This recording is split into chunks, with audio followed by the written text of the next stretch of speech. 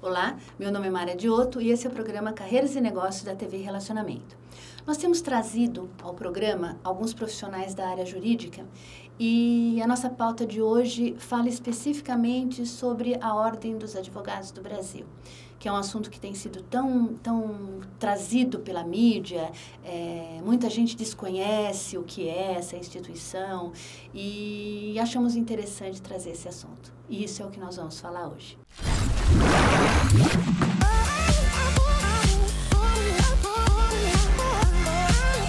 Olá, Márcio. Trazemos hoje aqui para o nosso programa o Márcio Viana de Souza. É um prazer tê-lo aqui conosco. O Márcio é advogado e é sócio-diretor da Azevedo e Viana Advogados. Muito bom ter você aqui conosco. Eu agradeço a sua presença, Márcio. Obrigado, Mara. Primeiramente, gostaria de agradecer pelo convite, que gentilmente foi realizado. É um prazer estar aqui hoje no seu programa, para poder falar um pouquinho sobre a advocacia, e qual é o papel, efetivamente, que o advogado e a OAB exercem aí dentro da nossa sociedade. Muito importante. E eu queria, antes de mais nada, que você se apresentasse para o nosso público, falando da sua formação mesmo, o quão importante é essa vida acadêmica que você tem, e ainda tem, Nós somos colegas no curso de mestrado, e eu gostaria que você se apresentasse, colocasse sua formação acadêmica para o nosso público. Certo. Bom, sou o Márcio Viana, sou advogado, como a Mara já mencionou, sócio proprietário da Azevedo e Viana Advogados. Sou bacharel em Direito, formado pela Unicastelo, atual Universidade Brasil, em 2010. Sou especialista em Direito e Processo Tributário, especialista em Direito e Processo Civil, mestrando em Ciências Ambientais e atualmente também docente da Universidade Brasil, lecionando as disciplinas de Direito Tributário, Direito Empresarial, Direito Processual Civil, entre outras disciplinas também para os cursos de administração, ciências contábeis, RH também, mas mais especificamente hoje dentro do curso jurídico, dentro do curso de direito mesmo. Perfeito. E como que você está atuando? Em que área que você atua na sua vida corporativa? Bom, hoje eu atuo muito mais dentro da área empresarial, civil, trabalhista, tributário, ocasionalmente também acabo atuando dentro do direito de família, principalmente planejamento sucessório, mas o meu foco hoje mais é justamente a área empresarial. Planejamento tributário também, ocasionalmente a gente acaba fazendo. E como um advogado atuante que você como que você vê a advocacia hoje no Brasil? Como uma profissão mesmo, antes de falarmos da instituição OAB, como uma profissão mesmo. Como que você vê isso hoje, até pelo nível de cursos que a gente tem um número de cursos muito grande de direito. Me fala um pouquinho como você vê esse panorama da advocacia no Brasil. Sim, a advocacia, junto com a medicina e a engenharia, sempre foi um objeto de desejo, dos estudantes, o pessoal saindo do ensino médio, é aquilo que o pai sempre sonha para um filho, que ele se torne médico, engenheiro. Até brincamos isso uma vez aqui, eu tive uma entrevista que ela falou assim, essa foi a grande motivação e eu acabei me apaixonando pela profissão, mas foi um primeiro momento, foi esse mesmo. É um projeto de ascensão mesmo, familiar. Sim. Até porque o advogado, ele tem uma visibilidade dentro da sociedade, um conceito de respeitabilidade, de honestidade, justamente por ser uma pessoa que está sempre brigando pela justiça, a advocacia sempre foi uma profissão muito perseguida. E nos últimos 20 anos, houve um aumento de cerca de 700% na quantidade de cursos jurídicos ofertados no Brasil. Sim. É um número, assim... a mídia tem divulgado isso muito, e muito maior do que tem no mundo inteiro, Marcos? Sim, é um número, assim, alarmante, por assim dizer. Alarmante não no sentido de que parece que estão tirando um pouco do mercado dos advogados que já exerciam a advocacia há bastante tempo. Mas pela qualidade mesmo, não é? Pela qualidade e também pela demanda, Porque se houve esse número é porque também houve demanda desses profissionais. Sim. Só que por que essa demanda tão alta a ponto de gerar tantos cursos jurídicos, no nosso país? Hoje o operador do direito, que a faculdade, nós temos na sociedade, um senso comum de ver que o profissional que está estudando direito, ele vai se tornar um advogado. O que não é necessariamente uma realidade, Sim. A faculdade, ela se preocupa em formar um operador do direito, não necessariamente muitas um advogado. vertentes profissionais, Sim. O operador do direito, o bacharel em direito, ele pode exercer a magistratura, ele pode procurar um caminho dentro do Ministério Público, dentro das delegacias também, se tornar delegado de polícia, entre várias outras carreiras onde um profissional jurídico ele é demandado. Atividades de consultoria, de maneira em geral, também é muito demandado. Então, se houve essa demanda pelo crescimento dos profissionais do direito, nada mais natural do que realmente a abertura de maiores cursos jurídicos. A preocupação é qual foi a qualidade de cursos que esses cursos jurídicos. Esse é um grande questionamento mesmo cada vez que se fala nesse número de cursos. Né? Aí a gente pode entrar, inclusive, nos processos de atuação, até para a gente entrar no assunto de hoje, que é de todos o mais importante, embora todos a gente deva falar, que é sobre a instituição OAB mesmo, a Ordem dos Advogados do Brasil. E aí, dentro desse contexto, como que a OAB atua? Qual é o papel dela neste processo, que é dessa demanda tão grande? Como vigiar a qualidade dos cursos? Como que a OAB se posiciona em relação a isso? Sim, num primeiro momento, a gente pode imaginar que a Ordem dos Advogados do Brasil é um conselho de classe. É um órgão de classe, assim como é o Conselho Regional de Medicina. Assim o CRA, como que é o meu, né? Conselho Regional de Administração. Assim como vários outros, né, conselhos que estão ali para poder fiscalizar os profissionais que exercem aquela determinada profissão.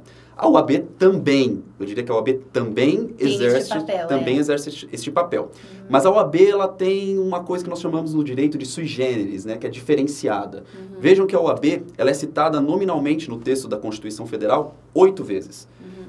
O papel do advogado, aliás, a única profissão que é citada como essencial do texto da Constituição Federal é o advogado. O artigo 133 da Constituição coloca o advogado como essencial à administração da justiça. Então vejam que para ter justiça você não precisa nem do juiz. Você precisa de um advogado para poder falar que efetivamente foi feita a justiça.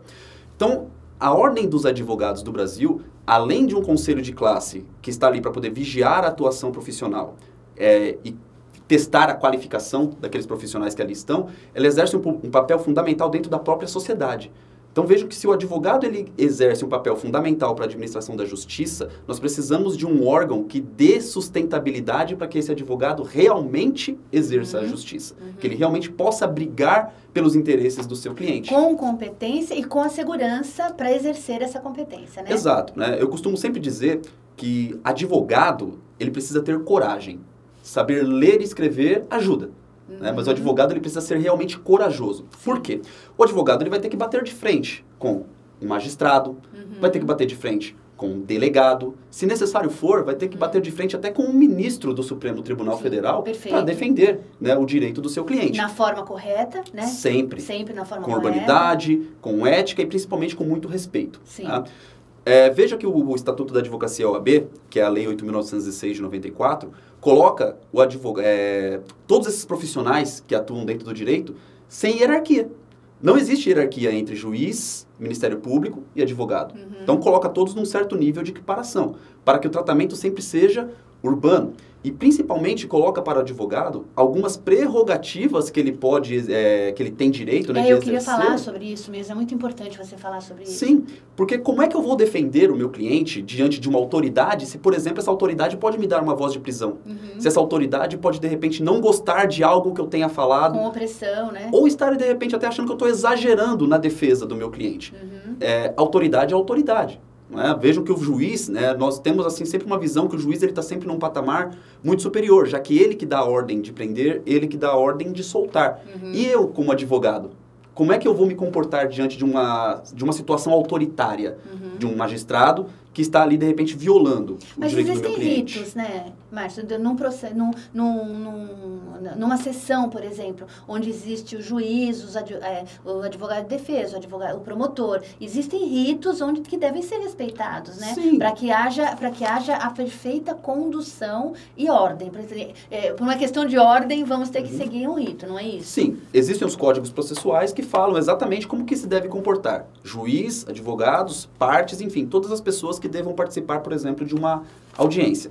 Só que nós sabemos que, é claro que existe uma minoria de maus profissionais, tanto dentro da advocacia quanto dentro da magistratura, qualquer profissão, né, que acabam exagerando um pouco nesse sentido. Então, se eu ver que, por exemplo, um magistrado está violando os direitos do meu cliente, eu preciso alertá-lo disso, eu preciso defender com toda a paixão do mundo os direitos do meu cliente. Só que se eu tiver medo de enfrentar aquela autoridade, o meu cliente precisa de mim para quê? Ele mesmo faz a defesa dele. Então ele vai me contratar porque ele sabe que eu estou meio que blindado de algumas atuações que vão me permitir exercer todo o direito dele. Então eu não preciso ter medo de me direcionar a um magistrado, eu não preciso ter medo de me direcionar a um promotor de justiça, eu não preciso ter medo de me direcionar até mesmo contra um delegado de polícia, porque eu tenho as minhas prerrogativas profissionais, que estão colocadas na Lei 8.906 de 94, e tenho um órgão muito forte por trás de mim, que vai garantir o respeito a essas prerrogativas profissionais, que é justamente a Ordem dos Advogados do Brasil. Aí eu queria entrar num assunto antes até do que a gente tinha planejado, que a gente tinha planejado entrar nisso mais tarde, mas eu queria que você falasse, então, como que funcionam essas sessões de conciliação, onde o advogado não tem a obrigatoriedade, não existe a obrigação de ter um advogado, que são as pequenas causas, por exemplo. Abre-se uma ação, né? Você vai como a pessoa ou ofendida ou a contrária, e você não precisa do advogado. Como que você vê isso? Porque eu vejo de uma forma muito frágil, né? Eu vejo imagine eu não tendo a competência de um advogado, tendo que conciliar uma coisa que eu não sei qual é o melhor caminho. Como que você vê essas sessões de conciliação, então? Então, eu vejo de uma forma muito triste, Mara. Sabe por quê? O próprio texto da Constituição colocou o advogado como essencial à administração da justiça. E aí nós temos leis infraconstitucionais que dispensam a presença de um advogado em alguns ritos processuais. Uhum. Como, por exemplo, o juizado especial cível, que o pessoal costuma chamar de juizado de pequenas causas, né? Sim. Causas até valor eu estava até falando exatamente desse, que é o meu conhecimento, meu conhecimento a respeito. É porque causas até 20 salários mínimos são considerados como causas de valor irrisório, né? Que não tem grandes dificuldades. Depende da referência, né?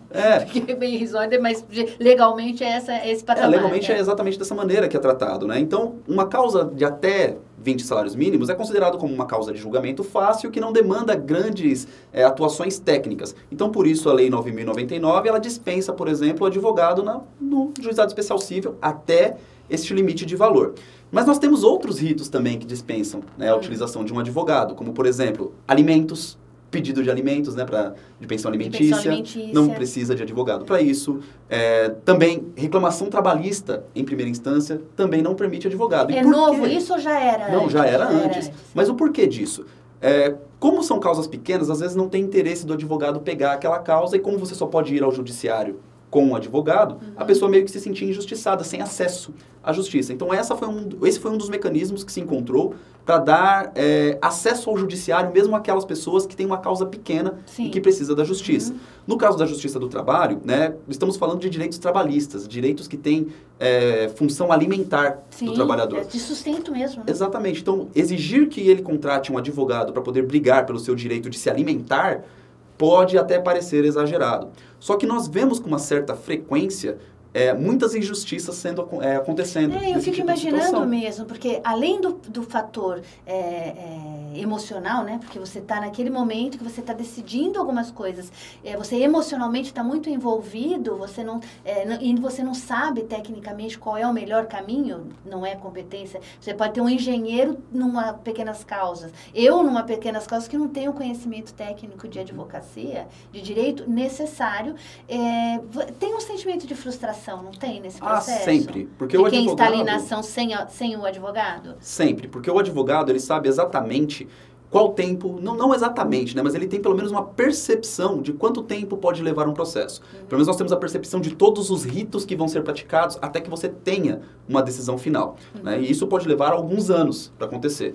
Só que às vezes, dependendo do que está sendo proposto numa mesa de negociação, às vezes vale a pena você aceitar aquele acordo para não ter que passar por todos esses ritos que é exigido pela lei.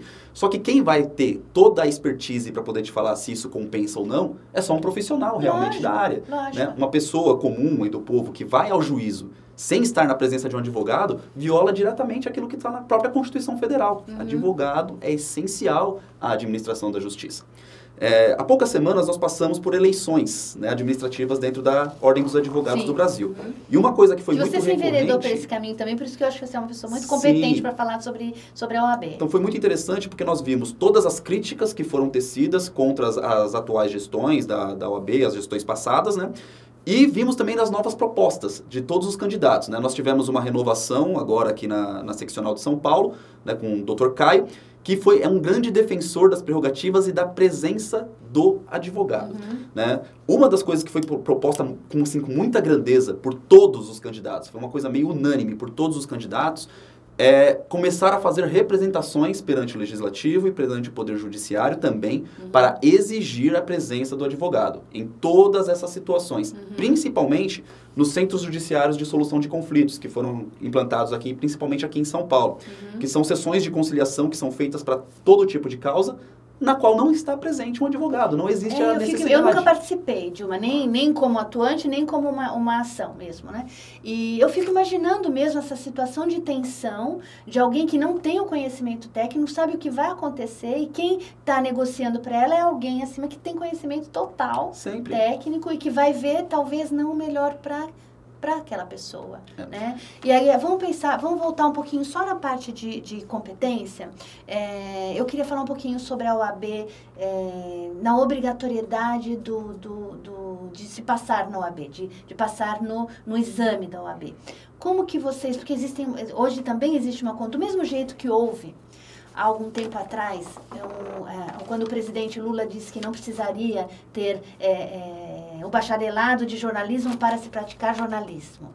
E hoje existe do nosso presidente eleito, né, nosso porque é nosso mesmo, nosso presidente eleito, dizendo que ele sai em defesa da não realização do exame da OAB. Fala um pouquinho sobre isso, porque eu tenho a minha opinião, né, eu não escondo nunca. Eu acho que a competência acadêmica é muito importante. Eu acho que é importante você ter a experiência, mas a formação técnica tem que ser, para você conduzir melhor a sua profissão, a competência técnica você tem que aprender. E deixar achar que tudo isso é uma burocracia, me preocupa. Como que você vê isso em relação ao OAB, ao exame de ordem? Certo. Bom, o exame de ordem, né, ele foi implantado aí já no início da década de 90, final dos anos 80, década de 90, né? E cada vez mais ele tem sido afrouxado, né? Ele tem sido relativizado. Hoje já existe até uma situação de repescagem para aqueles candidatos que passam na primeira fase e reprovam na segunda. Ele tem mais uma chance de fazer novamente a segunda fase. Então já teve uma certa relativização aí do próprio exame de ordem. Isso é bom ou ruim? Eu enxergo isso como uma maneira boa, sobre um certo ponto de vista, e ruim sobre outra, tá? Boa por quê? Passar na primeira fase do exame de ordem, né, você até pode passar chutando questões, já que são questões objetivas. Né? A segunda fase já é um exame mais técnico. Você precisa realmente provar que tem capacidade redacional, que você pode realmente... montar uma petição, né? Exato. Né? E a primeira fase do exame, você vai ter que fazer uma prova que abrange várias áreas do direito. E ninguém é bom em tudo. Né? Você sempre tem uma área que você se identifica mais e aquela que você é muito ruim. Que nem vai exercer, talvez, né? Sim, eu, por exemplo, me considero um analfabeto na área do direito penal. Não é uma área que eu tenho realmente muita aptidão. E vamos supor que eu consegui passar pela primeira fase do exame e na segunda fase você escolhe qual a área do direito que você quer realizar. A segunda fase, e lógico, você vai escolher aquela área que você tem um pouco mais de aptidão. Agora, tenta imaginar que você reprovou nessa segunda fase e volta para a primeira fase para ter que realizar uma prova de todas as áreas novamente. Sim. Realmente é bastante frustrante. Então, por esse ponto de vista, pode ser realmente uma coisa muito boa. E como tudo tem um lado bom e um ruim mesmo. Né? Mas é um questionamento. Acho que tem que se refletir a respeito disso. Exato, mas o exame eu ainda considero ele como extremamente necessário. Aliás, eu acho que ele nunca foi tão necessário quanto agora. E por quê? Nós temos realmente um volume muito grande de bacharéis em direito, né? Que já temos mais de 1.300 cursos jurídicos no país. Então, todos os anos nós despejamos muitos bacharéis em direito na sociedade. Mas nem todos esses bacharéis estão aptos a exercer a advocacia. Né? Então, ele tem que provar que ele tem capacidade de ser advogado. Como eu disse, advogado ele precisa de coragem. E saber ler e escrever vai ser um diferencial, tá? O exame, ele mede aptidões mínimas para que você possa exercer a advocacia. Realmente não é um exame impossível de ser realizado. Não vai cair, por exemplo, fórmula. Eu costumo até falar isso para os alunos, né? Exame de ordem não cai fórmula de Bhaskara. Então você não vai ver nada alienígena para você. Vai ver exatamente aquilo que você estudou ao longo dos seus 5 anos de estudo ali dentro da faculdade. Mas eu ainda considero ele essencial, por quê, Mara? Ele é um exame que vai testar sua aptidão para poder exercer a advocacia, e ele meio que funciona como um filtro da qualidade dos cursos jurídicos do nosso país também. Quem tem a competência para analisar a qualidade de ensino não é a OAB, é o Ministério da Educação. O MEC é que tem a competência para poder fiscalizar o ensino nesse país. Mas a OAB, ela não fiscaliza necessariamente o ensino. Ela fiscaliza o exercício da advocacia. Nós precisamos colocar profissionais qualificados dentro da sociedade. Veja que a função do advogado é muito importante no sentido de defender toda a sociedade civil. Por quê? Um mau profissional, um mau advogado, pode fazer uma mãe perder a guarda de um filho. Sim. Um mau profissional, ele pode fazer aquela família que trabalhou a vida inteira para poder ter aquele imóvel, de repente, por perder um prazo, ele perde o próprio imóvel, tem um imóvel penhorado. Por uma desatenção do advogado, ele acaba perdendo a ação e isso é muito prejudicial. Isso é péssimo. Então, nós precisamos colocar efetivamente profissionais que provem que têm capacidade de exercer a advocacia e bem defender os interesses do seu cliente. O advogado, ele é tão fundamental na sociedade quanto um médico. O médico salva vidas, né? Ele está ali para poder defender a saúde das pessoas, a vida das pessoas. Mas nós não podemos esquecer que o advogado está lá para poder exercer os direitos daquela pessoa. Os direitos humanos, os direitos mínimos de sobrevivência, a dignidade daquelas pessoas, às vezes são deixadas na mão de um advogado. E se esse bacharel em direito não prova que ele está minimamente comprometido com a defesa dos interesses daquelas pessoas que lhe outorgarão uma procuração para poder falar em seu nome, ele realmente não está apto a estar exercendo a advocacia na nossa sociedade civil. E como é que você vê o futuro da advocacia no Brasil, especificamente no Brasil, que é o panorama que a gente está vislumbrando? A gente tem muito mais curso no Brasil do que no mundo inteiro, né, de direito. Então, como é que você vê esse futuro mesmo do Brasil na advocacia? Até por causa da tecnologia, né, que hoje dizem que a tecnologia vai substituir algumas atuações de advogados, o que eu também não acredito. Não é que eu não acredito, eu não gostaria que acontecesse. Sim, Mara. A tecnologia, ela veio para ficar, não tem como mudar. Né? Nós não vamos dar passos para trás. Tenho certeza disso, que a tecnologia ela só tende a avançar cada vez mais, inclusive na atuação jurídica. Só que eu acredito que o advogado ele continua sendo indispensável e fundamental, mesmo com toda a tecnologia que existe. Hoje você pode jogar situações, né, em determinados softwares que existem, você simplesmente vai colocando qual é a situação, né, daquele cliente que chegou no seu escritório com uma causa, você vai colocando e o próprio software monta para você a petição, né, e tudo aquilo que você deveria argumentar no tribunal. Mas esses softwares jurídicos, né, eles ainda não fazem sustentação oral. Eles ainda não têm o poder de convencer o magistrado, de repente, de mudar de ideia sobre um posicionamento que ele tem. E eles são robôs, né? São robôs. E os robôs, eles não têm o diferencial embora se diga da inteligência artificial, eles estão montados para um cenário. Qualquer coisa que saia daquele cenário, você precisa da inteligência humana para poder desenvolver e colocar a evolução, né, daquele processo. A inteligência artificial, ela vai ajudar.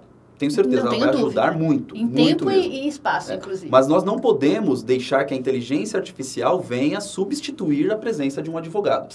Porque, bem ou mal, querendo ou não, cada causa é uma causa. Eu já trabalhei em diversos processos, muito semelhantes, mas nunca um processo exatamente igual ao outro.